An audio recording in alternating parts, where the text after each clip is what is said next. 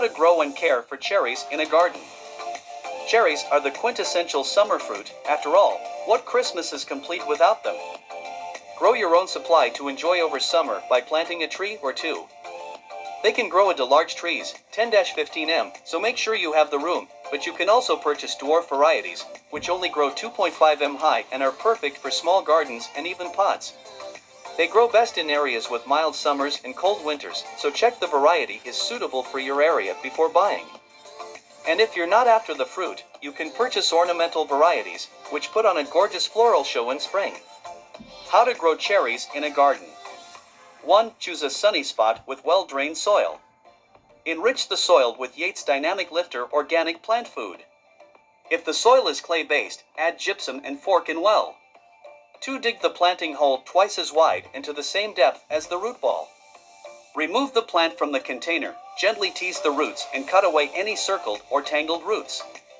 3. Position in hole and backfill, gently firming down. Form a raised ring around the plant, creating a well so that water will go where it's needed most. Water in well. For mulch around the base with organic mulch like bark chips, wood chip or pea straw, keeping it away from the trunk. 5. Water in deeply, at least once every 2 to 3 days to ensure the soil is moist. You may need to water more often in warmer conditions. How to grow cherries in a pot. Cherries grow into large trees, so they're better suited to growing in medium-large gardens.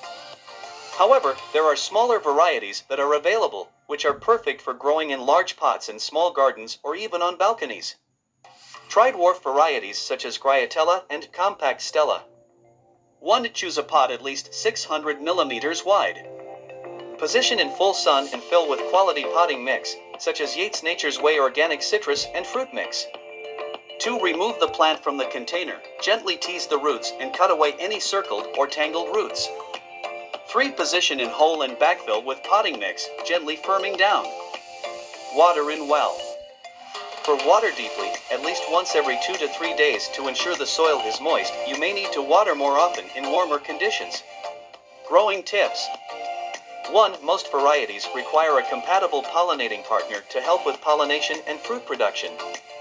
However, there are self-fertile trees such as Lapin, Stella, and Grietella which can grow on their own and produce fruit. 2. Prune trees to encourage an open, vase shape. After this framework has been developed, little pruning is needed, except to remove branches growing inward and/or dead branches. Cherries bear fruit on spurs growing on 2-year-old or older wood. 3. Pruning, when necessary, should be done in autumn as trees are subject to bacterial canker or gumming cuts heal quicker during this time than when trees are fully dormant. 4. Help plants make the most of any available water by mulching heavily over the root area with a 10 cm thick layer of organic mulch and applying a soil wetter to encourage water to move into the root zone.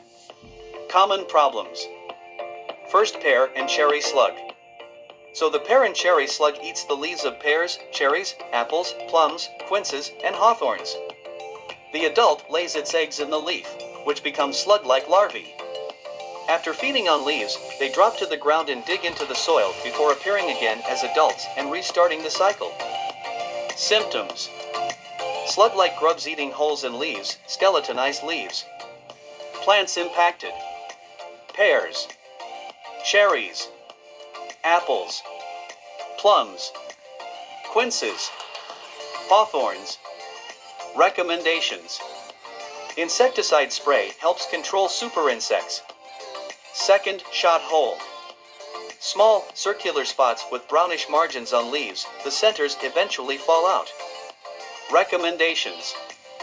Fungicide concentrate. For fruit, vegetables, and ornamentals, a unique formulation of easy-to-use broad-spectrum, copper fungicide, and bactericide. Third, rust.